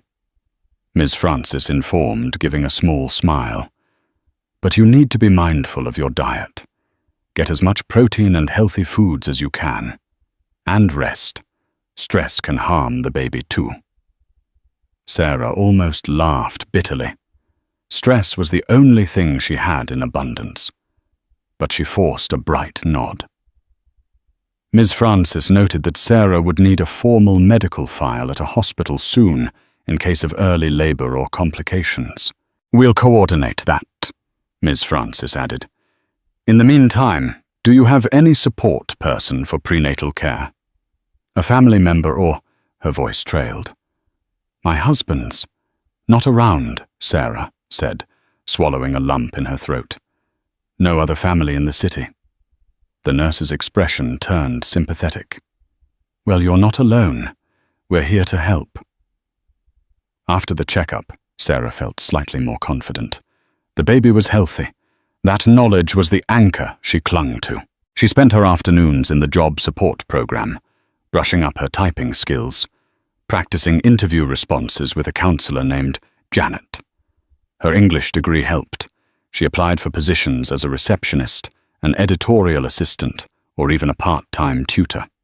Most responses came back negative. Employers didn't want someone with an unstable address, or they required advanced certifications. But Sarah persevered. Days turned into weeks. The bulge in her belly became more pronounced, and so did the heaviness in her heart. She tried to keep track of the outside world, scanning newspapers in the library for job ads, occasionally glimpsing headlines about William Donovan's skyrocketing success. One day the paper featured a photograph of him leaving a high-end restaurant with a tall, elegant woman wearing designer clothes. The photo caption labeled her as Madeline Ashford, potential new business partner. Sarah's throat tightened. She glanced at her own reflection in the library window. Rumpled coat eyes ringed with fatigue. If William had moved on personally, was she even a memory? That evening her back pains grew sharper, and she realized with dread that her pregnancy was entering a stage where she would soon need consistent medical care. She couldn't keep skipping checkups or rely solely on the shelter nurse. She also worried about finances, diapers, baby clothes, a crib. Where would she get them? She'd joined a waiting list for government assistance, but bureaucracy moved at a snail's pace. Sarah found herself weeping some nights, the future an ominous shadow. Yet each morning she recalled the baby's heartbeat, reminding herself there was no choice but forward. One particularly cold day, she forced herself to walk 3 miles in the slushy streets to follow up on a potential receptionist position. She arrived soaked and shivering. Her hopes rose when the manager, a kindly older woman, offered a temporary role answering phones at a small publishing company. The pay was minimal, but it was something. She'd start Monday. Sarah left the office hugging a folder of paperwork and feeling a glimmer of pride. I'm making progress. When she returned to the shelter, though, she found Rebecca pale-faced in the hallway. We need to talk, Rebecca said quietly, leading Sarah to a corner. Apparently an acquaintance of Sarah's had come by looking for her, a man with slicked-back hair and an expensive suit. He left a business card that read, Donovan Enterprises. Sarah's heart hammered. She stared at the card, the swirling black and gold letters. Did he say anything she managed to ask? Just that he needed to speak with you regarding a personal matter. Sarah's mind whirled. Could it be William's lawyer? One of his personal aides? Did William know she was pregnant? She never thought he would actually search for her. A swirl of anger, fear, and a strange residual hope filled her. She resolved to call the number. Maybe it was finally time for a confrontation, a reckoning. She just didn't know what to expect. Sarah picked up a battered pay-as-you-go phone, a small victory from the shelter's resource program, and stared at the business card. It bore a name, Charles Whitmore, Legal Counsel. She dialed with trembling fingers, listening to the ring on the other end. Anxiety swelled. Finally, a crisp male voice answered. Charles Whitmore speaking. This is Sarah Donovan. You left your card at the shelter. Her voice sounded small. He cleared his throat. Ah, Mrs. Donovan. I'm glad you reached out. Mr. Donovan, your husband would like to set up a meeting. It's in regard to finances and certain changes to his estate. A chill ran down her spine. Was this about a divorce? She almost panicked at the thought, but she maintained composure. Why now? She asked. The question came out bitterly. Ma'am, I only have instructions to coordinate your meeting. Could you come by the Donovan Enterprises office downtown on 5th Avenue? Sarah hesitated. I can't. Not immediately. She had a job orientation. Soon she had no decent clothes and no money for a taxi. Shall we say, next Tuesday at noon, he pressed. We'd be happy to reimburse your transportation. Mr. Donovan understands how difficult the city can be. He specifically requested you meet in a neutral setting. Sarah's anger flared at the paternalistic tone, but caution prevailed. All right. Tuesday. She hung up, heart thudding. William wants to meet. Part of her raged that he would drag her into some legal affair after all this time. Another part, small yet insistent, felt relief that maybe he would acknowledge their baby. Maybe do the right thing. And at least provide child support. Tuesday came quickly, and Sarah found herself rummaging through the shelter's donated clothing closet, picking out a modest black dress and a coat that fit snugly over her belly. Rebecca offered to do her hair in a simple bun. As she left, 6 women in the shelter wished her luck, though they knew only that she was meeting her ex. The Donovan Enterprises office towered over Fifth Avenue with mirrored glass windows. Sarah approached it anxiously, ignoring the doorman's raised eyebrow when she walked in. The marble-floored lobby gleamed, and well-dressed professionals hurried past, exuding an air of wealth. A statue of William's trademark D logo was on display near the elevators, a testament to his success. Charles Whitmore, a tall, slim man with graying hair, emerged from behind the reception area and greeted her with a polite bow. Mrs. Donovan. Right this way, he said, leading her to a plush conference room overlooking the city skyline. Soft leather chairs, a polished mahogany table, floor-to-ceiling windows showcasing Central Park. Everything screamed opulence. She perched on a chair, feeling out of place. Moments later, the door opened. In walked William Donovan. He wore a tailored charcoal suit and stepped forward with a hesitant smile. Sarah's throat constricted at the sight of him. He looked the same, yet different, older, more confident. She stood instinctively, placing a protective hand on her abdomen. If he noticed her rounded belly, he didn't show any immediate reaction. "Sarah," he said quietly, as though testing the word. He paused, his eyes flicking to her stomach, then back to her face. "Thank you for coming. I didn't realize you were, are you?" She inhaled sharply. Pregnant, she finished.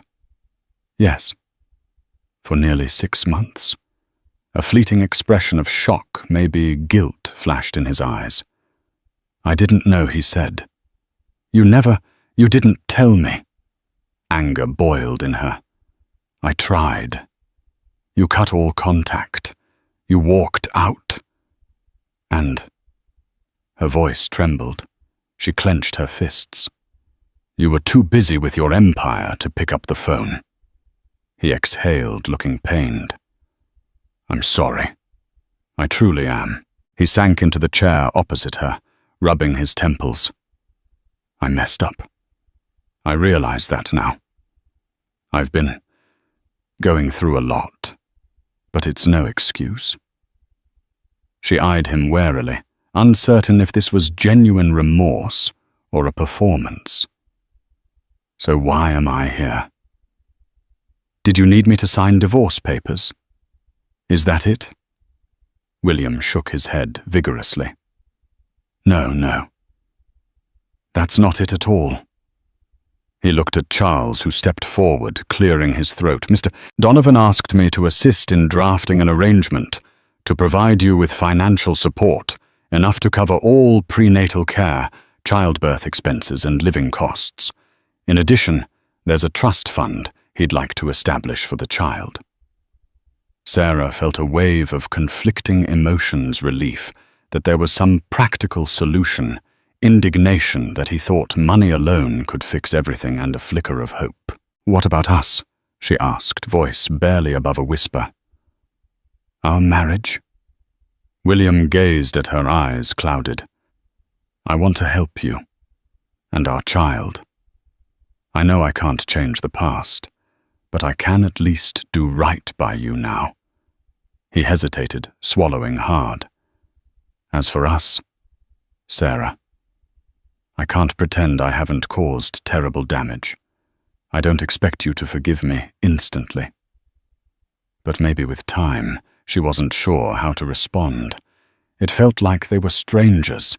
She realized she was trembling. He's acknowledging the child, she told herself. That was step one.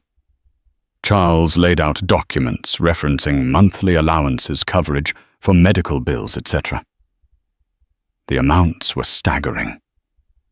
Sarah had never seen such figures. She could live comfortably, rent an apartment, and never worry about basic needs again. But guilt gnawed at her. Should she accept this? She eyed William, her voice wavering. "Why now?" she asked. "Why not?" Before William's face was taut. "When I saw you disappeared from our condo and heard rumors you were struggling, I tried to locate you, but I was overwhelmed with expansions, new deals, then the pandemic of responsibilities. I kept putting it off." He inhaled, pained. "That was wrong.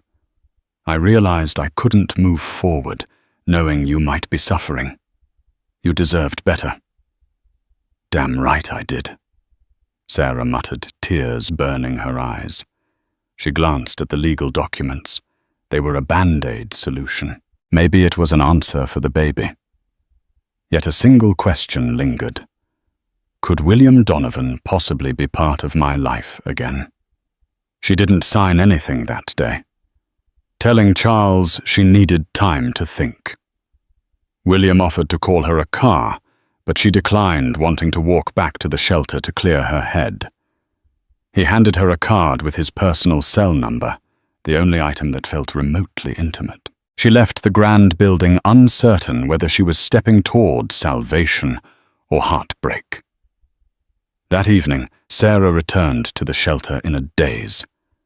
She found Rebecca in the kitchen, dishing out bowls of soup to the residents. Feeling the weight of the day pressing down on her, Sarah pulled Rebecca aside and recounted the surreal encounter with William Donovan. She showed her the paperwork, baffling sums of money that could turn her life around. "That's... wow," Rebecca breathed, flipping through the pages. "I've never seen so many zeros on a support agreement." She paused. "So what are you going to do?" Sarah sighed, sinking into a chair. "I don't know. Part of me feels like taking this money is the only logical choice. The baby deserves a stable life, not a mother stuck in a shelter. But another part," she rubbed her belly. "I'm scared he's just trying to buy off his conscience. If I sign, do I lose my dignity?" Rebecca placed a gentle hand on Sarah's shoulder. "It's not about dignity, Sarah. It's about providing for your child and yourself. You've sacrificed so much. You deserve some security. That doesn't mean you have to let him back in your life unless you want to." Those words calmed Sarah slightly, but her mind remained unsettled. She recalled her once blazing love with William, how they'd giggle over cheap pizza late at night, how she'd fallen asleep on his shoulder while he read his code aloud. Is that man still in there, beneath the polished millionaire facade, she wondered. A part of her yearned for closure or even a chance at reconciliation. But the hurt was fresh, the betrayal still raw. The baby's well-being, however, was paramount. That same night, she carefully reviewed the documents, scribbling notes and questions in the margins, wanting to ensure she wasn't signing away any rights inadvertently. If William was sincere in his remorse, maybe she could start by accepting financial support, then see if anything else could be salvaged later. She set the papers aside, resolved to meet with Charles again in a few days. Meanwhile, Sarah's new part-time receptionist job started. She commuted by bus, then hopped the subway to a modest building in Midtown, stepping into the small publishing house. The environment was busy, yet casual stacks of manuscripts, coffee mugs on every desk, editors arguing about grammar. On her first day, she answered phones, directed visitors, and fetched coffee for staff meetings. By lunchtime, she was exhausted, but a gentle wave of triumph swelled inside her. "I'm working. I'm making strides." During a brief break, she scrolled her phone and saw a new message from William. "Please let me know if you have any questions about the agreement. Also, I hope you're doing well." That was all. So formal, yet tinged with a cautious warmth. Sarah stared at the screen, unsure how to reply, eventually typing a short, "I'm still thinking. I'm safe. Thanks." She pressed send. Her heart hammered, but she forced herself to focus on her tasks. Over the following week, she gradually came to a decision. She agreed to sign the financial support arrangement, but made it clear to Charles Whitmore in an email that she didn't want William controlling her life. She insisted on having her own apartment in her own name, a modest but comfortable place near the shelter, so she could remain in the supportive environment until she felt truly stable. She also wanted the freedom to make medical and personal decisions for the baby. If William truly wanted to be involved, they could discuss visitation and co-parenting later. To her astonishment, William agreed to all of it, no arguments. He forwarded a preliminary lease for a small 2-bedroom in a decent neighborhood, the rent fully paid for a year. Sarah felt a surge of relief. He's taking responsibility, she thought. Maybe there was a shred of the old William left. But was she ready for more than just a transactional arrangement? Late one night, cradling the phone, she impulsively dialed his personal number. He picked up immediately, sounding anxious. "Sarah." She swallowed. "I just wanted to say thank you," she managed, "for the help." Silence filled the line, then a soft exhale. "Of course. It's the least I can do." Her voice trembled. "This baby, William, it's ours. He or she deserves 2 parents who at least respect each other." He murmured, "I'd like that. I'd like to earn your respect again. And maybe one day, your forgiveness." Tears slipped down her cheeks. She remembered how once, years ago, they could share entire nights, simply talking, dreaming. She had so many questions for him, why he abandoned her, what truly motivated his success, whether there was any love left. But for now, she whispered, "Good night, William," and ended the call. By the time Sarah was entering her 7th month of pregnancy, her life looked drastically different. With William's financial support, she moved into the small but cozy apartment. The walls were painted a cheerful cream color, and there was an extra room she planned to turn into a nursery. The furniture was minimal, just a sofa, a bed, and a kitchen table, but it was hers. Her name was on the lease. Her job at the publishing house had also become slightly more secure. The manager recognized her punctuality and diligence. They offered her an extended contract for another 3 months. With the baby coming, Sarah wasn't sure how long she could keep working, but at least she had some sense of purpose each day. She'd found a routine that made her feel human again. Wake up, check on emails, go to work, come home. Set aside half an hour to jot down story ideas and then rest. She still visited the shelter occasionally, volunteering to help with new arrivals, offering them a spark of hope in the same way Rebecca had done for her. One chilly afternoon, Sarah heard a knock on her apartment door. She opened it to find William standing there, holding a small bouquet of lilies and a bag of groceries. Her heart pounded as she took in his hesitant smile. "I was in the neighborhood," he explained. "Thought I'd stop by, if that's okay." Sarah hesitated. She hadn't told him her exact address. Charles must have. She had been careful with boundaries, not wanting to feel controlled, but she found herself nodding, stepping aside to let him in. He handed her the flowers, which she placed in a vase on the kitchen table. "I brought some things," he said, lifting the grocery bag. "Fresh fruit, vitamins, and a new jacket for you. The weather's getting colder." The gesture caught her off guard.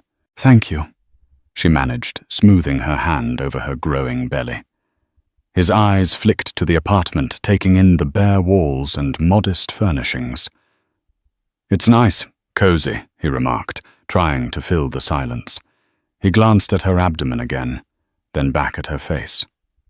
"May I ask, do you know the baby's gender?" She shook her head. "I want it to be a surprise," she said softly. "That's wonderful." William looked down, fiddling with the bag.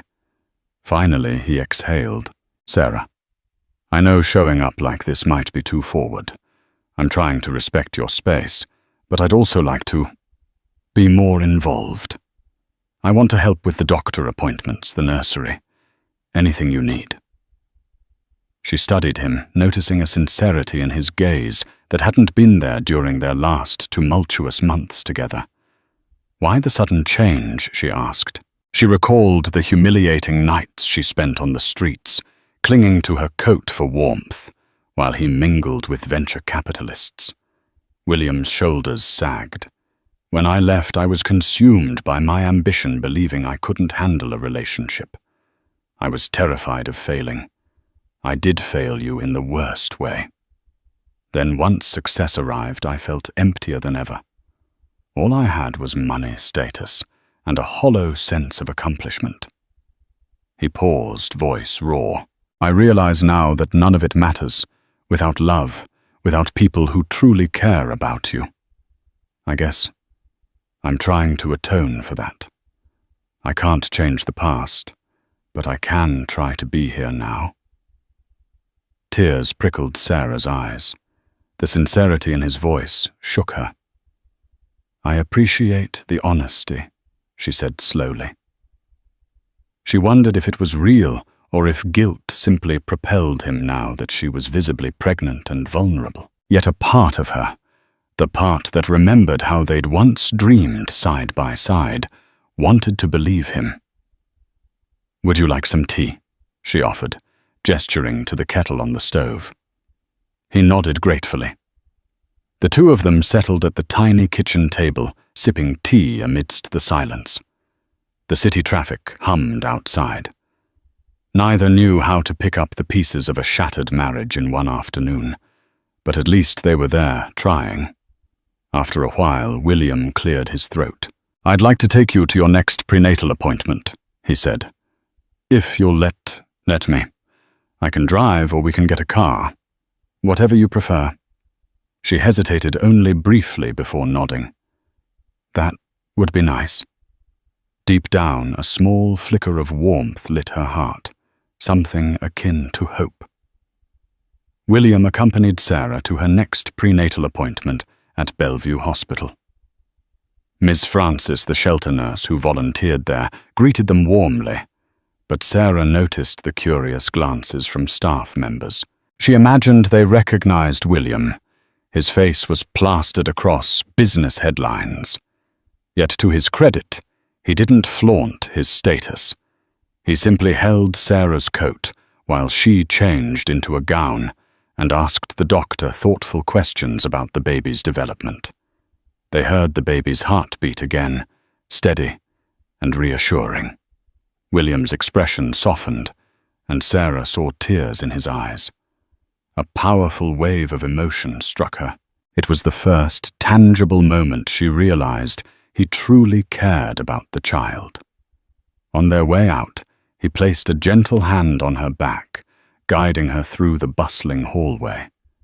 She allowed the small gesture, longing for closeness, yet keeping her guard up.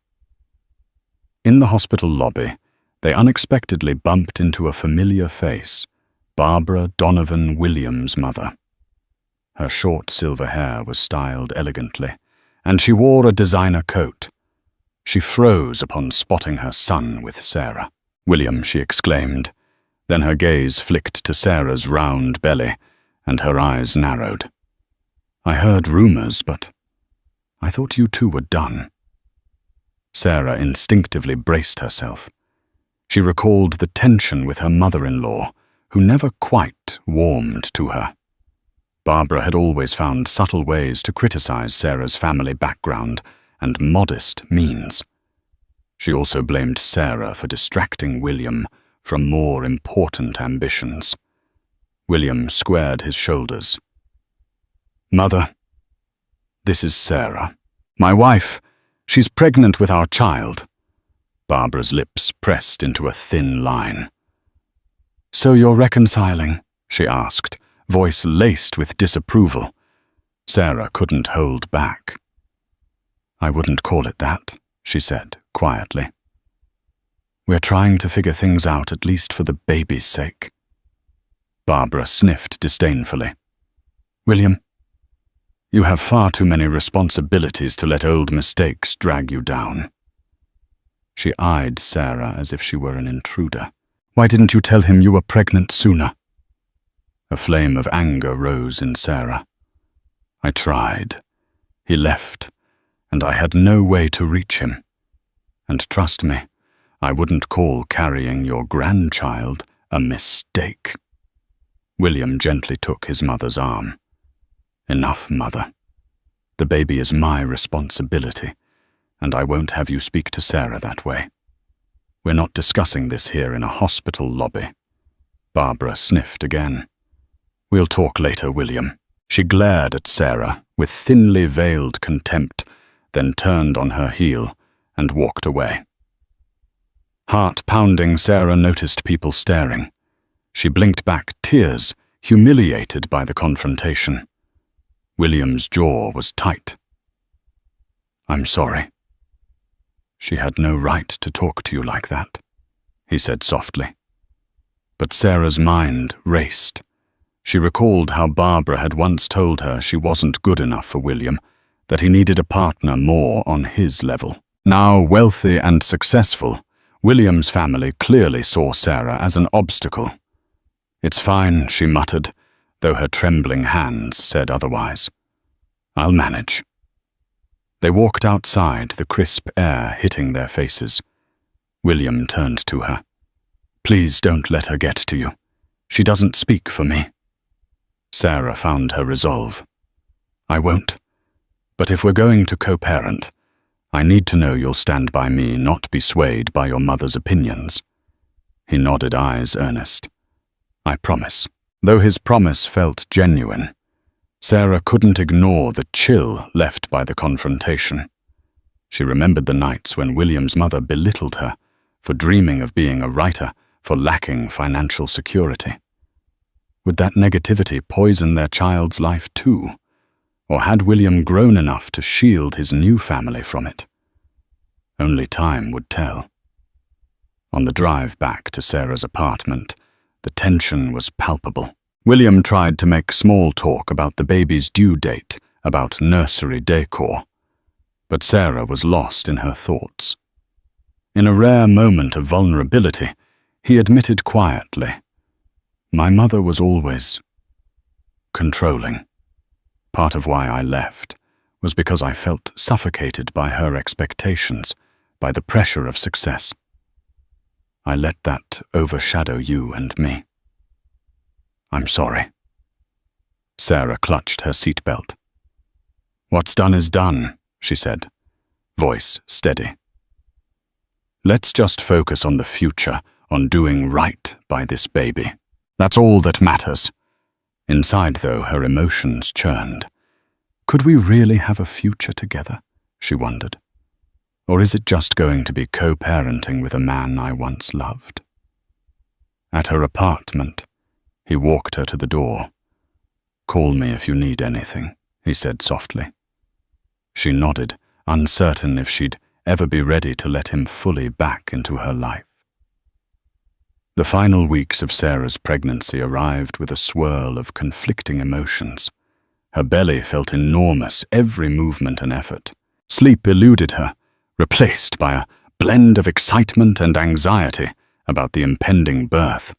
William visited regularly, bringing supplies, maternity clothes, organic food, baby items. They spoke about practicalities, pediatricians' childcare options, possible names. Yet the question of their relationship remained unresolved. At times, they fell into an unexpected closeness, sharing a laugh at a tiny onesie with silly prints reminiscing about their college days. In those moments, Sarah glimpsed the man she fell in love with, his eyes warm and tender. But the memory of abandonment always lurked. She couldn't easily forget sleeping on sidewalks, shivering in the winter cold, all while he soared to stardom. Trust would not be rebuilt overnight. One evening she typed away at a short story, her old passion for writing rekindling, when a gentle knock came at the door. She opened it to find William in casual clothes holding a large container of homemade soup. "You mentioned in passing that you craved chicken soup," he said, smiling sheepishly. "I asked my personal chef to make a batch." "Don't worry, I didn't cook it myself. That would be disastrous." Sarah's laughter slipped out before she could stop it. "Thank you. That's thoughtful." He set the container down, noticing her manuscript drafts scattered across the table. "Are you writing again?" She blushed, nodding. "Just trying to get the creative juices flowing. Something for me, you know, to find myself again." He asked if he could read a snippet. She hesitated, then allowed him. He read quietly, eyes darting across the page. When he finished, he looked up, an admiring expression on his face. "This is really good," he said softly. "I forgot how talented you are." She swallowed, her heart fluttering. He was praising her, not dismissing her efforts as frivolous, like he once had. "Thank you," she whispered. They talked about the story about a lone traveler who finds hope in unexpected places. The conversation flowed naturally, reminiscent of their younger selves. At one point, he gently placed a hand on her belly, feeling the baby kick. A shared smile passed between them, something both tender and uncertain. Later that night, as he left, she lingered at the door. "William," she said softly, "I just want you to know. I see you trying. I appreciate it." He exhaled, relief washing over his face. "I'll keep trying, Sarah." But the next day, chaos returned. William called her in a panic, asking her to watch the news. Another business scandal had broken out, accusations that Donovan Enterprises engaged in questionable stock trading. Rumors swirled that William's mother, Barbara, had been pulling strings behind the scenes, orchestrating backdoor deals. William's name was splashed across headlines with tabloids, speculating about the moral integrity of his entire operation. Sarah flipped on her old TV set, seeing reporters swarm in front of Donovan Enterprises. A few sensationalist channels displayed a picture of Sarah from months ago, claiming she was the estranged wife carrying the heir to a troubled empire. She felt nauseous. Was she about to be dragged into the public eye? William texted, "I'm sorry. This is out of control. I never wanted you to be involved." She fought the urge to panic, but the stress weighed heavily, and within hours, mild contractions started. She was only 36 weeks along, a bit early, but still within a safe range. The contractions weren't severe yet, but she felt them enough to know her body might be preparing for labor. She called Miss Francis, who advised her to rest and hydrate, warning her to come to the hospital if things intensified. Night descended, and the tabloids kept spewing stories. A photo of Barbara, stern-faced, refused to speak to reporters. They insinuated that William's entire fortune could be at risk. Sarah tried not to care about money, but she worried about the baby. If Donovan Enterprises collapsed under scandal, would her child be caught in the crossfire of a messy public fiasco?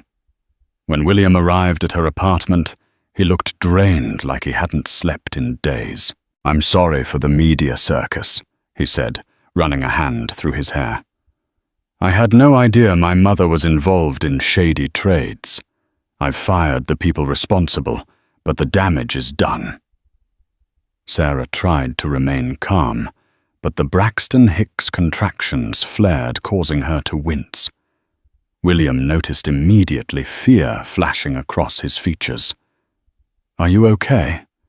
I think—" She paused, breathing through the discomfort. "I might be in early labor." His face paled, and in that moment, all talk of scandal and business melted away. "Let's get you to the hospital," he said gently, helping her gather her things. As they hurried out, Sarah realized a new chapter was beginning. Whatever storms raged outside, she was about to bring a child into the world, and she needed William's unwavering support. Inside the maternity wing at Bellevue Hospital, time seemed to slip into a blur of fluorescent lights, medical chatter, and waves of pain. Sarah was admitted with mild contractions that by midnight turned fierce. William stayed by her side, gripping her hand through each surge. Sweating and trembling, Sarah alternated between tears and focused breathing, clinging to the promise that soon she'd hold her baby. It was a tumultuous night. At one point, the baby's heart rate dipped slightly, prompting quick action from the medical staff. Fear stabbed through Sarah. She locked eyes with William, seeing raw terror reflected there. In that moment, all bitterness faded, replaced by the realization that they both desperately wanted their child to be safe. The baby's heartbeat stabilized, and relief flowed. Hours crawled by. Finally, near dawn, Sarah felt the overwhelming urge to push. Nurses coached her, encouraging her to bear down. She felt like every muscle in her body was on fire. William murmured supportive words, wiping her forehead with a cool cloth. With a final guttural cry, she felt the release of pain and the sudden miraculous wail of new life. "It's a girl," the doctor announced, holding up a tiny, squirming newborn. A rush of emotions seized Sarah. Love, relief, awe. She reached out trembling arms as they placed the baby on her chest. Shocked by the warmth of that tiny body, tears streamed down Sarah's face. William's eyes glistened too, a rare vulnerability she'd never seen in him before. "Welcome to the world," Sarah whispered, voice choked, pressing a kiss to the baby's wet forehead. The little girl quieted, opening her eyes for a brief second, as if trying to focus on her mother's face. Later they moved Sarah to a recovery room. William remained close, pacing the hallway, on calls to his legal team, but always returning to check on Sarah and the baby. He smiled whenever he saw them together, as though the world outside, with all its scandal and drama, had lost its power here. Barbara tried to visit, but Sarah requested only William and the medical staff be allowed in. She wasn't ready to confront her mother-in-law. Not yet. Meanwhile, word arrived that the scandal at Donovan Enterprises was being resolved. William had stepped forward, taking responsibility for corporate oversight lapses and cooperating with regulators. He was determined to repair the damage rather than hide. 2 days passed in the hospital, a whirlwind of feeding diaper changes and exhausted naps. Sarah watched William hold their daughter, marveling at how gently he cradled her. They hadn't formally picked a name. Sarah had half a dozen favorites. While gazing into her daughter's round, curious eyes, she decided on Hope. It felt fitting. This tiny baby was the embodiment of new beginnings. When discharge day came, William insisted on driving them to Sarah's apartment. He carefully carried the car seat, setting it up by the living room couch. Sarah gently unbuckled Hope, lifting her close. For a moment, they stood together in the quiet apartment, the hush broken only by soft baby sighs. "I want to make a pledge," William said, voice low. To be here for you and Hope, always. I know I can't erase the past, but I swear I'll do everything in my power to make our future better. Sarah gazed at him, then at Hope. Her heart brimmed with a kaleidoscope of emotions: uncertainty, gratitude, a cautious desire to heal. It won't be easy, she murmured. We have a lot to work through, but I'd like to try. He exhaled relief, flooding his features. We'll go at your pace. Whatever you need. She nodded, tears glimmering. Over his shoulder she saw a reflection in the window herself, William and Hope in his arms forming a fragile family portrait. Perhaps fate had brought them full circle. The child they created now bound them with a love that neither betrayal nor success could sever. For weeks they navigated those uncharted waters. William balanced corporate responsibilities with fatherhood, often losing track of time as he admired his sleeping daughter. Sarah slowly let her guard down, recognizing that while forgiveness would be a journey, she didn't have to walk it alone anymore. Each day, she felt stronger. Each day, baby Hope grew a reminder that life could emerge triumphant, even from heartbreak. Whether or not Sarah and William's relationship would fully mend remained to be seen. But for the first time, she believed in second chances. In a world as unpredictable as theirs, one truth shone clear. Love, when nurtured, can heal even the deepest wounds. And so from the frigid sidewalks of homelessness to the gentle warmth of a newfound family, Sarah and William's story shows that life rarely unfolds as expected, but hope can spark miracles. Their journey reminds us that every hardship carries the seed of possibility, and every broken bond can mend with genuine remorse, forgiveness, and perseverance. Thank you for joining me in this emotional roller coaster of heartache, redemption, and rebirth.